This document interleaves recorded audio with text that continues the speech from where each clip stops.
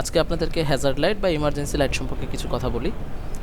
সাধারণত আমাদের ধারণা গাড়ি যখন বরাবর যাবে তখন আমরা দুই পাশের ইন্ডিকেটর লাইট সবগুলো জ্বালিয়ে দিব, কিন্তু এইটা আসলে হ্যাজার্ড লাইটের ব্যবহার না। হ্যাজার্ড লাইট বা ইমার্জেন্সি লাইট ব্যবহার করা হয় যখন আপনার গাড়িটা নষ্ট হয়ে গেছে বা রাস্তায় কোনো বিপদে পড়ছেন এবং রাস্তার পাশে পার্ক করে রাখবেন, এরকম পরিস্থিতিতে হ্যাজার্ড লাইট বা ইমার্জেন্সি লাইট জ্বালানো হয়।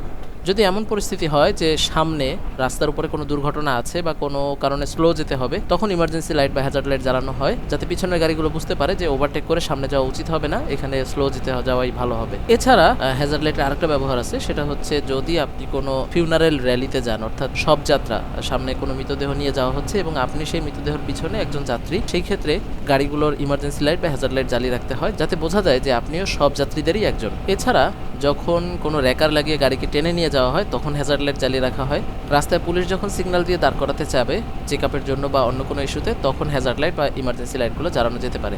এছাড়া সবচেয়ে কমন ব্যবহার হচ্ছে খারাপ আবহাওয়ায়, প্রচণ্ড কুয়াশা, প্রচণ্ড ঝড় বৃষ্টিপূর্ণ আবহাওয়ার মধ্যে ইমার্জেন্সি লাইট বা হ্যাজার্ড লাইট জ্বালিয়ে যাওয়াই ভালো। এতে অন্য দিকের গাড়িগুলো সহজে আপনার গাড়ির ডান পাশ এবং বাম পাশের সীমানা বুঝতে পারে এবং দুর্ঘটনা ঘটার সম্ভাবনা অনেক কমে যায়।